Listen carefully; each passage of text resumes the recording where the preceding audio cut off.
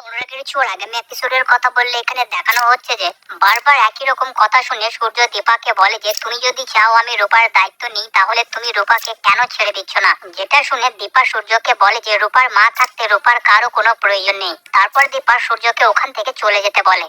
অন্যদিকে সেনগুপ্ত বাড়িতে উর্মি তার মায়ের সঙ্গে তার প্ল্যানিং ডিসকাস করতে থাকে যে প্রথমে সে মিশকার সাহায্যে দীপাকে সেনগুপ্ত বাড়িতে আসার রাস্তা বন্ধ করবে, তারপর সোনাকে ইউজ করে সূর্যের জীবন থেকে মিশকাকে তাড়াবে। কিন্তু পেছন থেকে জয় তাদের সব কথা শুনে নেয়, যেখানে জয় উর্মির ওপর ভীষণ রেগে গিয়ে বলে যে তোমার মতো মেয়েকে বিয়ে করা আমার জীবনের সব থেকে বড় ভুল হয়েছে। আর জয় উর্মিকে বলে যে যতদিন না তোমার মন পরিষ্কার হচ্ছে আমি তোমার সঙ্গে আর একই রুমের মধ্যে থাকবো না। যেটা বলে জয় ওখান থেকে চলে যায়। অন্যদিকে দীপা যখন বৌদির কাছে খবর পায় যে তাদের মেসোমশাইয়ের হাটে পেসমেকার বসাতে হবে, তাই দীপা তার জমানো টাকা নিয়ে যখন হসপিটালের মধ্যে আসে, দীপা দেখতে পায় যে সূর্য একদম বিনামূল্যে মেসোমশাইয়ের চিকিৎসা করে দিয়েছে। তারপর মেসোমশাই দীপার কাছে এসে সূর্যের খুব প্রশংসা করতে থাকে আর বলে যে এইভাবে বিনামূল্যে চিকিৎসা করাটা কি উচিত হবে। তখন দীপা মেসোমশাইকে জানায় যে উনি একজন উদার মনের ডাক্তার, উনি সব সময় সবকিছুর উপর মানুষের জীবন বাঁচানোর কথাটাই আগে পাবে।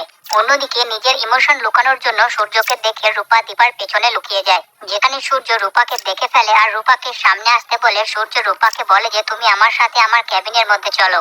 যেখানে সূর্য তার ক্যাবিনের মধ্যে ভীষণ ভালোবেসে তার স্ট্যাথোস্কোপটা রূপার গলায় ঝুলিয়ে রূপাকে ডাক্তার সাজিয়ে দেয়। তারপর সূর্য কিছুক্ষণের জন্য বাইরে গেলে রূপা সূর্যের নেম প্লেটটাকে বাবার নজরে দেখে সেটাকে তার ব্যাগের মধ্যে ভরে নেয়। ঠিক তখনই দীপা ওখানে চলে এসে যখন রূপাকে জিজ্ঞেস করে যে তার ব্যাগের মধ্যে কি ভরা, তখন রূপা কথাটাকে লুকিয়ে দেয় আর বলে যে তার ব্যাগের মধ্যে শুধু তার জিনিসপত্র আছে। ঠিক তখনই মিশকা সূর্যের ক্যাবিনের মধ্যে এসে দীপা আর রূপাকে দেখতে পেয়ে বলে যে তোমরা আবার সূর্যকে ফাঁসানোর জন্য এখানে চলে এসেছো। তখন দীপা বলে যে লোককে ফাঁসানো আর তাদের বিরুদ্ধে ষড়যন্ত্র করা তোমার কাজ, আমার না। ঠিক ওই মুহূর্তে সূর্য তার ক্যাবিনের মধ্যে চলে এসে মিশকার ব্যবহার দেখে মিশকাকে তার ড্রামা বন্ধ করতে বলে। তারপর সূর্যের সামনে মিশকা দীপার বিরুদ্ধে সূর্যকে অনেক উস্কানোর চেষ্টা করে, কিন্তু কোনো ফল হয় না। তারপর মিশকা যখন বলে যে দেখবি এই দীপার চক্করে একদিন রূপার বড় ক্ষতি হয়ে যাবে, যেটা শুনে সূর্য বলে যে আমি থাকতে আমি রূপার কোনোদিনও কিছু হতে দেব না। অন্যদিকে সূর্য বাড়ি ফেরার পর যখন জয়কে একা বসে থাকতে দেখে জিজ্ঞেস করে সে বাইরে কি করছে,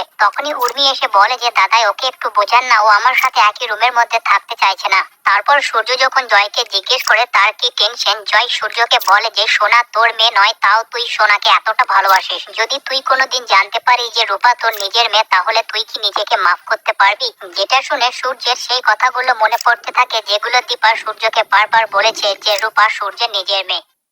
এই ভিডিওটি আপাতত এইটুকুই। অনুরাগের ছোঁয়ার প্রতিদিনের আপডেটের জন্য সাবস্ক্রাইব করতে ভুলবেন না নাটকের পৃথিবী চ্যানেলটিকে।